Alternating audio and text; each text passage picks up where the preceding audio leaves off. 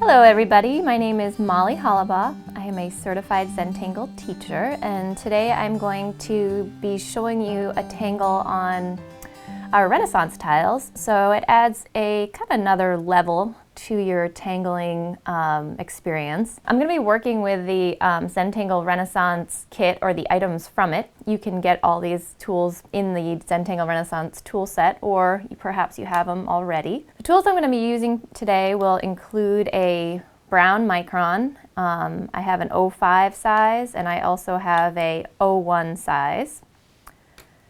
And I'm also going to be using a black micron, and I have an 01 size.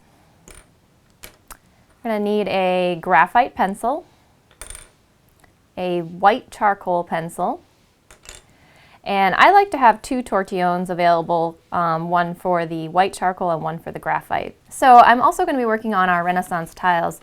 These tiles are made from 100% cotton archival paper, and it is a tan color, as you can see.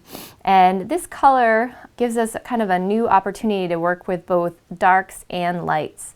And we are going to be introducing this brown pen just to kind of shake things up a little bit. This Renaissance technique is kind of inspired by the drawings of artists like Michelangelo and Leonardo da Vinci, which used similar colors and tones, working on neutral papers, adding both shadows and highlights. So this is kind of a fun kind of interpretation in the Zentangle world of that era of drawing. So I'm going to start with my graphite pencil, and I'm just going to put down a border like we normally would start a Zentangle tile. Nice and lightly, putting 4 dots down in the corners, and then connecting those dots to create a border. And then I'm just, for simplicity here, going to do something like that to break up my tile into some different sections. And you may choose something a little different, but that's what I'm going to work with for now. I'm going to put down my graphite pencil, and I'm going to begin working with this 05 micron in brown. So one thing you're going to want to sort of remember when you're working with the Renaissance tiles, that it does add a little bit more focus as you're working with more tools now. So if you've never tried Zentangle before, maybe you want to try working with just the black pen first, and then once you get used to your tangling, you can start to add another color. I'm going to do a tangle we call Fife today. Fife is actually one of my favorites. It's truly beautiful when you're all done with it. I just love it. And I'm going to pick a section. I'm going to choose this section right here to work with. And I'm going to begin by putting down almost like a pegboard of sorts. This is what we usually call it. Sort of a grid with dots. So I'm going to evenly space these dots to create sort of like a pegboard here. Everybody see that? Makes sense there? And I'm going to go back and I'm going to start to put in my shapes I'm going to be working with. And the shape I'm going to be working with is similar to that of a grain of rice. And in order to know what size to put down my grain of rice shape, I'm going to use these dots. So I'm going to start in the middle here so you can see what I'm talking about. So I'm going to go from dot to create sort of this ellipse or grain of rice like shape. And I'm going to simply go down this row of dots that I had laid out, stacking up one after the other. So I'm going to go and do all the vertical .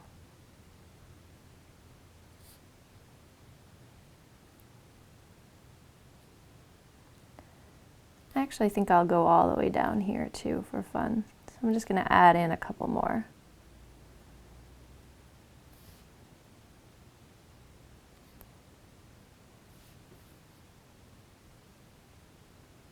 Playing with my string here.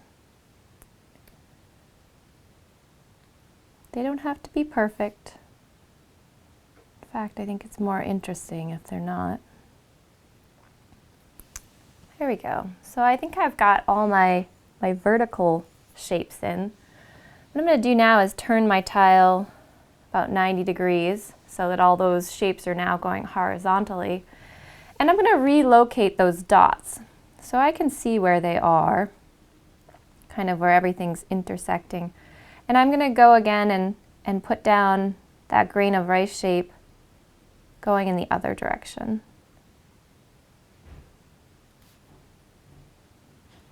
I'm doing this all with my brown pen, but if you're using a black pen, that works too. Just gives you a different result in the end. Let's see if I forgot any here. Little one right here too. So now I have these grains of rice kind of connecting all over to create sort of like a grid, as you can see. And this is kind of similar to the tangle bales, which actually starts with a grid. So you can see the similarities, although the grain of rice is open, there's no line through it, because we started with dots instead of a grid. The next thing we're going to do is I'm going to turn my tile so that these are kind of on a diagonal. And I'm going to again draw that same grain of rice connecting from dot to dot, but on the diagonal. So I'm going to just work my way down, again vertically. Such a comfortable way for my hand to draw. And I'm going to take my tile and I'm going to rotate it again 90 degrees so that that last series I did is on horizontal. So you can see that last series all going this way. And now I'm going to add a little bit of a twist in things where I'm going to use that grain of rice shape once more, but in this last series I'm going to use it in a Hollibaugh way. So if anybody's familiar with the Tangle Hollibaugh, it is all about drawing behind. So I'm going to kind of show you what I mean by using this center one right here. So my grain of rice is going to fall behind here. I'm just going to pause. See how that happened? So again, it's step and repeat. Each one of these grains of rice will fall behind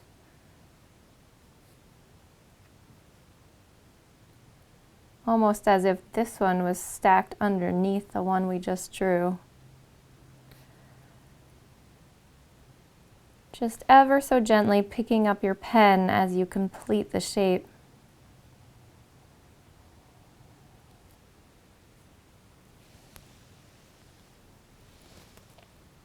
And magically, all of a sudden, our shapes have started to weave. So that's your basic Fife right there, although I don't like to leave it at just that. So I'm going to bring in another step. And I'm going to change pen colors right now. You may choose to change as well, or perhaps you're going to stick with the same color, but I'm going to bring in the black pen now. And there's kind of two different options you could take here. One would be to simply color in the background black.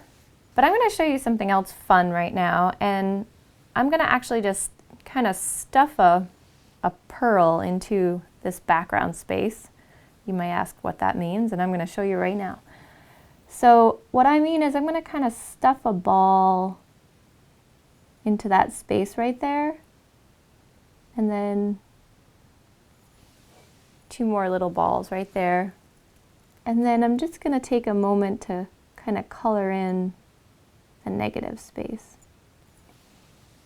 Just like that. But I'm really smushing it in there. Sort of like a Nerf ball. Kind of just smushing it into the space.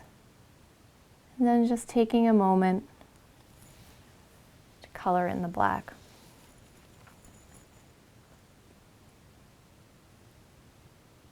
This is just another option. So many different options you can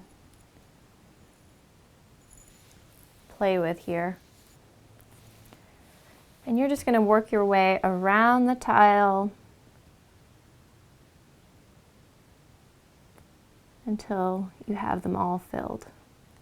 So once you have all the background spaces filled in with those beautiful little orbs or circles, we are going to put down our black pens and we're going to add a little bit of shading and highlights. And for me, this is kind of the part of the Renaissance that I enjoy the most. And I am going to take one particular approach to doing this, and you may discover another along your journey, but let's try this one for today. So I'm going to use the white charcoal pencil first. This white charcoal pencil is probably one of my favorite tools for drawing in the world. Well, I have a lot of favorite, but I love this one.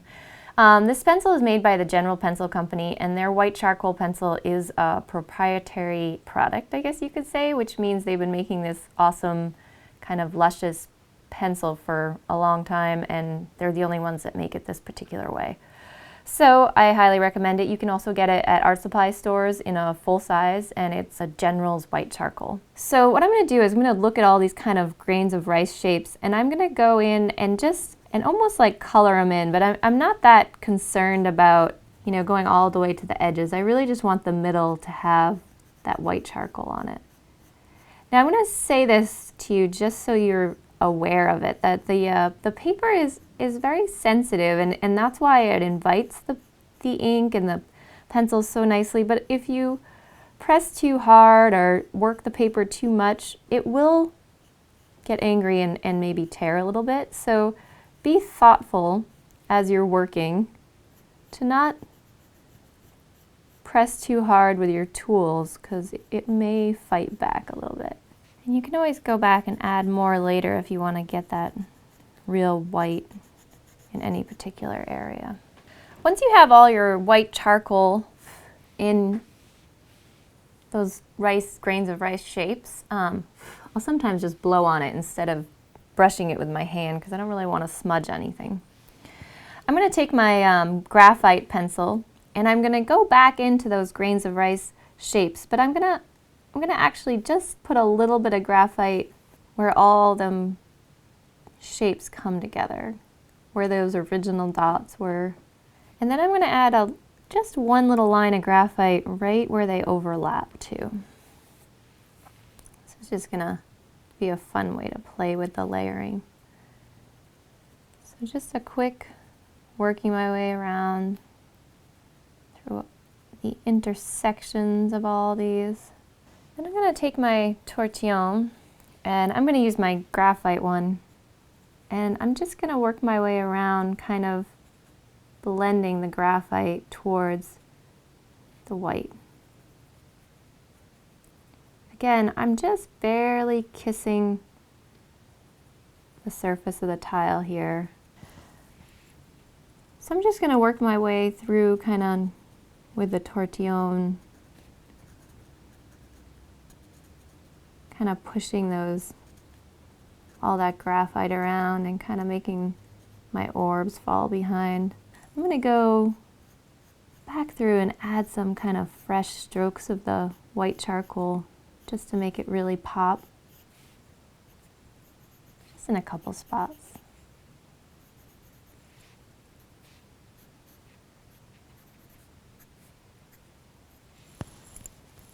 That's good. I'm going to take my brown pen again and kind of just go over a couple of these, just because some of it got lost with the shading, and it just kind of brings it all to the top again. So that's Fife on a Renaissance tile.